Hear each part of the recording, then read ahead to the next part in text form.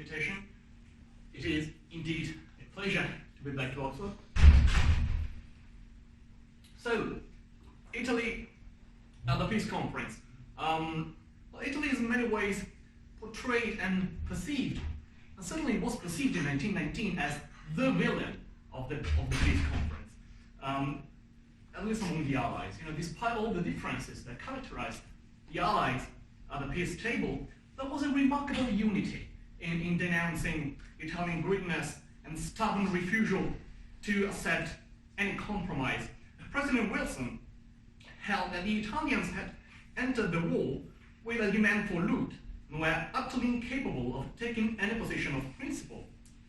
French President Clemenceau agreed that the Italians in 1915 had made a magnifique coup de chapeau of the 17th century type.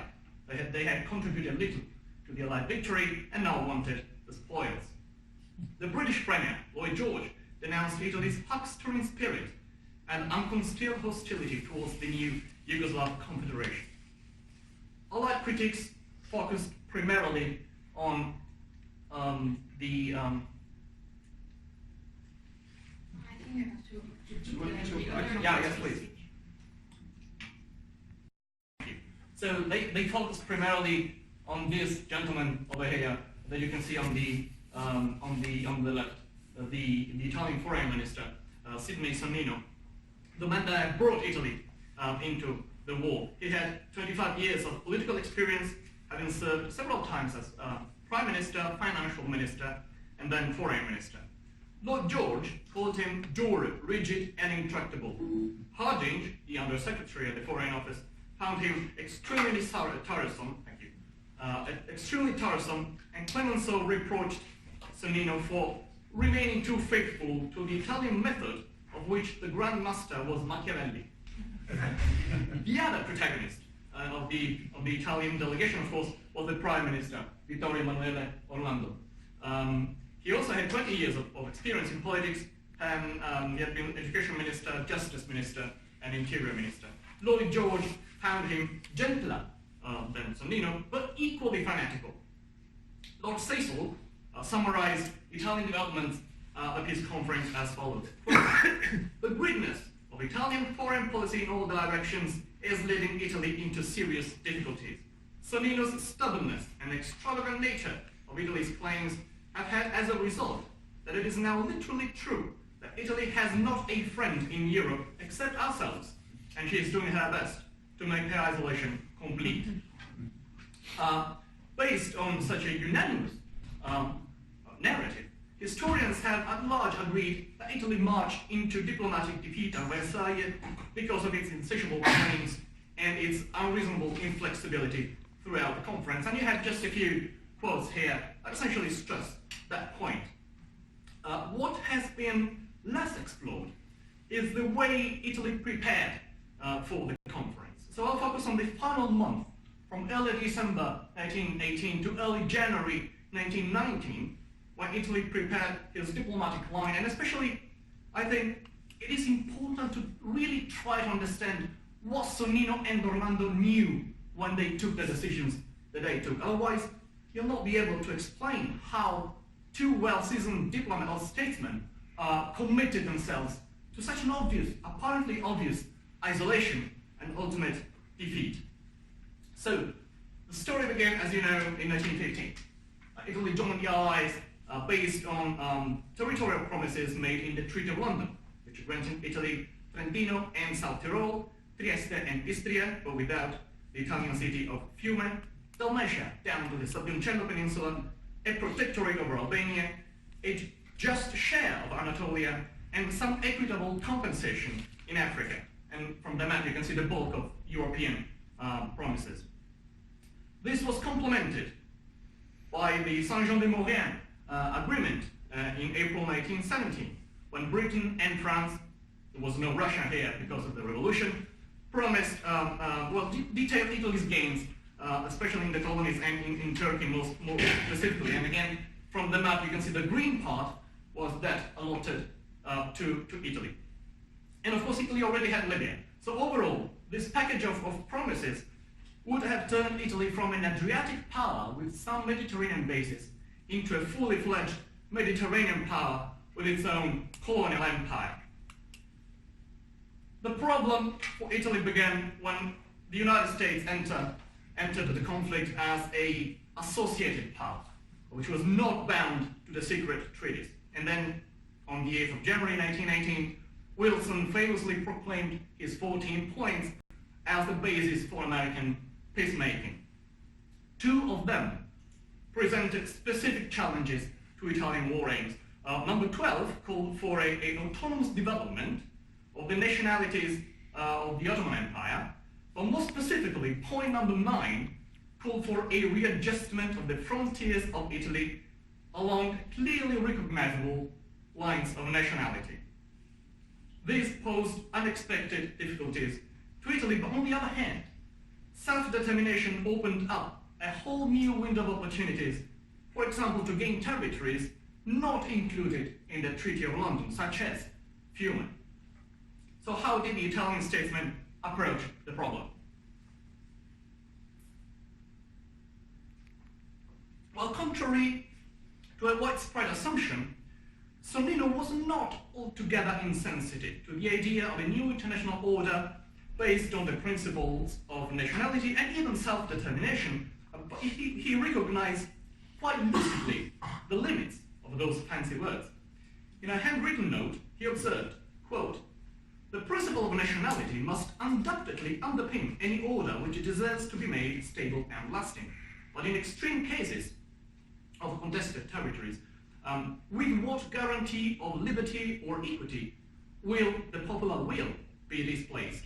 In other words, there are 1,000 distinctions to be made," end quote. In another handwritten note, he wondered, quote, "Principle of self-determination, not contestable in theory, but all depends on the forms and criteria of application. What's the smallest or largest territorial unity whose majority can determine the fate of an area? What's the electoral district for which this majority speaks?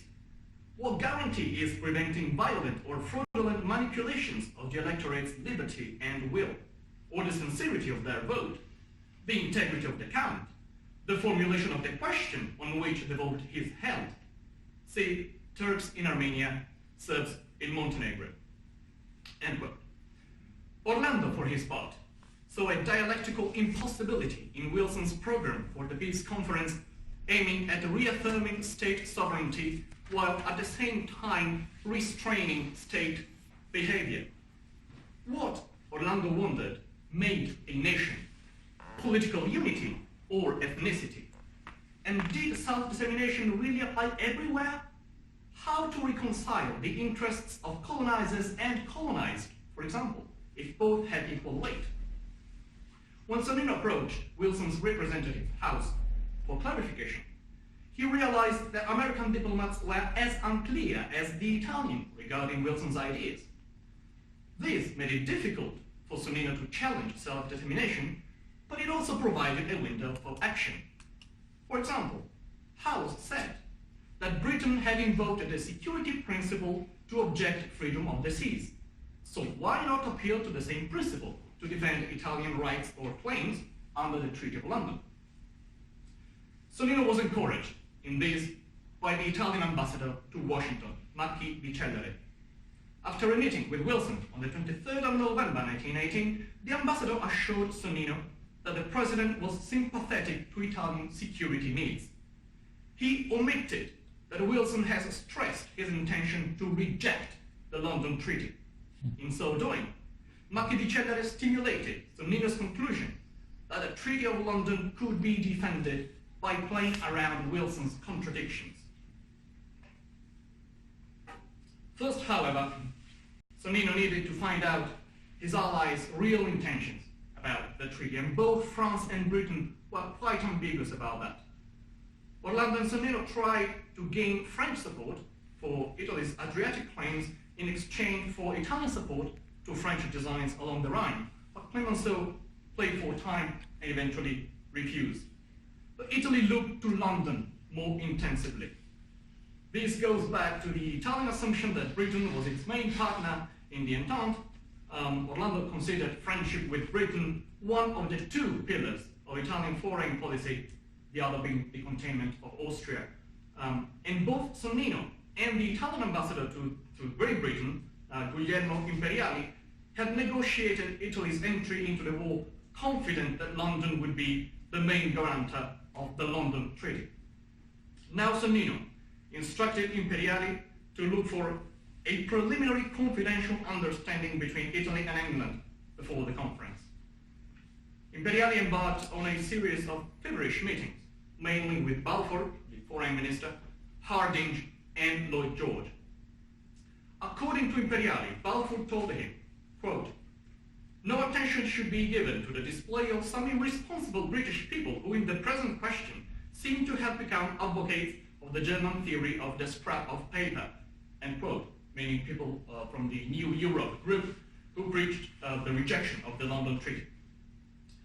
Balfour's version of the conversation, however, includes a sibylline sentence, quote, "Clearly we could not modify the pact without Italian consent," which suggested that Britain hoped for a voluntary revision, or still a revision.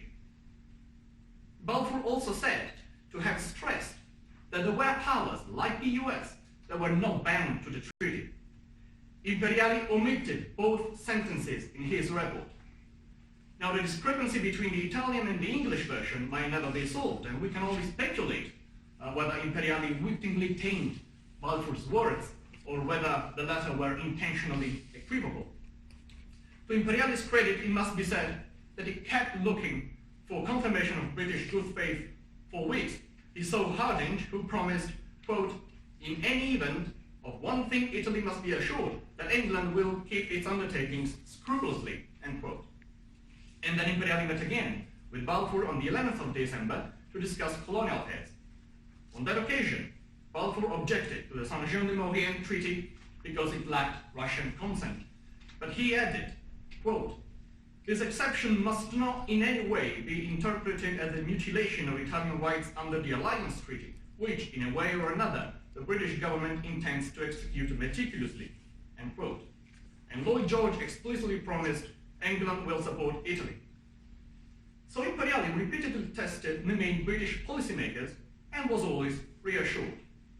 He told Sonnino that despite predictable American opposition, British, quote, "perfect loyalty towards the execution of the London Treaty is explicit, and the British government will use all of its influence to ensure the treaty's integral application," end quote. This conclusion was reinforced by Lord George's outstanding electoral success of December 1918, which made the British leader, quote, "omnipotent and destined to have a position in the conference perhaps even more prominent than Wilson's, who cannot count on a similar electoral support in America," end quote. Hence, Imperiali's policy recommendation: no immediate compromise on the Treaty of London, but, quote, "speak loud and stand firm on a strict execution of the treaty. Then, if circumstances required it, Italy could negotiate a compromise counting on British backing and safeguarding it further by supporting London desiderata were not incompatible with Rhodes." In formulating Italy's line at the conference, Sonnino embraced Imperiali's suggestion at large. On the 15th of December, he told his colleagues in the Council of Ministers how he would proceed methodologically. He would first call on his allies to respect wartime agreements, raising the security principle to defend our military needs under the London Pact. Once the London Pact was approved, Italy could exchange parts of the treaty with territories outside it, like Fiume. In Sonnino's words, concede based on requests and in exchange for compensations. Given what Sonnino knew from Macchi di Cellere and Imperiali, his plan was rational and not unreasonably uncompromising as traditionally understood. Orlando hesitated. He considered Sonnino mentally rigid and irascible, but he lacked the political support to get rid of it because Italian Wilsonians were divided. And he was very much impressed by nationalist agitations spurred by intellectuals like Gabriele D'Annunzio in the middle here in the picture, and journalists like Benito Mussolini, the third one, with the support of the armed forces, urging the annexation of both Fiume and Dalmatia, and even threatening Italy's liberal institutions, as you know. Orlando's preoccupations were reflected in the Italian conference delegation, which was largely made of conservatives, including Sonnino, but also comprised Democrats to guarantee Orlando a broader political backing. This produced a schizophrenic set of peace aims. Sonnino was anchored to the Treaty of London and would raise further claims such as Fiume only at a second stage. Orlando was inclined to claim Fiume immediately to appease and calm down the nationalists, sacrificing most of Dalmatia. The colonial minister, Colosimo, echoed Sonnino's idea to use the treaty as a base for bargaining, but he did not quite consider Fiume as an exchange, rather he wished to exchange London Pact territories with wider colonial compensations. None of the Italian policymakers was ready to drop his claims, so in the end, Italy sued all territories promised in the London and Saint-Jean-de-Maurienne treaties with the addition of Fiume. Although the Italians were convinced, in Colosimo's words, that, quote, compared to the great advantages that France and England intend to realize in Africa and Asia, what we ask is very little, end quote, their claims had undoubtedly expanded. But basically every country, except the US, increased their demands on the eve of the conference. And the logic behind that, I think, is pretty much the same for everyone. Claim 100 to get 70 or 75. As Bornstein wrote, no negotiated settlement gives any of its signatories its maximum desiderata. So the key is to gain one's essential core of goals. The problem with the Italian claims, therefore, was not their expansion, because they were open to compromise on that. Rather, it was that such analysis of the essential core of goals was never done. Orlando continued to fluctuate between Sonnino's plan, Colosimo's plan, both dependent on Allied recognition of the London Pact, and the possibility to get a compromise with the Allies and the Yugoslavs without and against his own foreign minister. Another formidable flaw in Italy's peace preparations was the lack of alternative options if matters developed unexpectedly. This was largely the result of the lack of a peace planning machine established well in advance, and I'm going to conclude on that. In all allied countries, Britain first, then France and the United States, new bureaus were created from 1917 onwards to prepare the peace conference. The most impressive machine was the British, which included committees of experts from the Foreign Office and interdepartmental units. It served to brief the negotiators on what to expect during talks and how to react, and helped to manage the conference, in the words of Hardinge, quote, with the greatest possible measure of coordination and dispatch, end quote. Italian negotiators were not nearly so well served. No committees of experts were created to define a clearer set of goals and to help the Italian delegation to speak with one voice.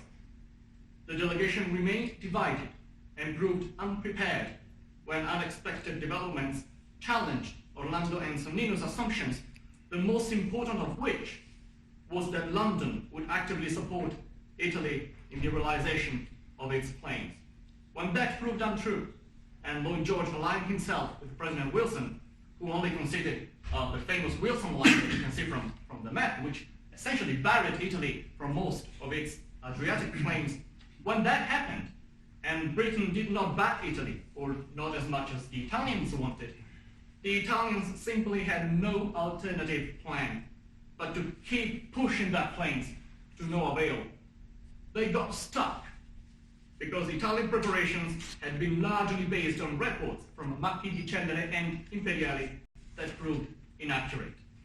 Later, Orlando admitted that Sonnino was poorly served by his collaborators and called Marchi di Cellere, quote, a good man but absolutely inferior to the task, and the reasons why the Italians went into the conference in complete ignorance of Wilson's real sentiments, end quote. Even Imperiali, who was far more expert and efficient than Marchi di Cellere, nonetheless allowed himself to be misguided by British assurances about the validity of the London Pact, partly no doubt, because he could not accept the possibility that all his work of the years had been in vain. Thus, neither Sonnino nor Orlando were encouraged to look for innovative solutions. But in the end, it was more than this or that ambassador that failed Sonnino. It was Italy's diplomatic and cabinet peace planning that proved inadequate, and that was Orlando's no less than Sonnino's responsibility. So though historians have usually stressed Italian mistakes during the conference, one is pushed to conclude that unless Italian delegates performed exceptionally well, which was not going to be the case, Italy's empire project was in fact doomed before the conference commenced. So I hope to have clarified that with an analysis of the crucial month. It's a narrow focus, I know. Apologies if I lost some of you. But I thought that in terms of providing some original reflections on the end of the war, it was interesting to focus the analysis on this crucial period of peace planning or early peacemaking. And then obviously I'm happy to discuss further any aspects of the real negotiations at the peace table or in fact any aspects regarding Italy's war in the Q&A.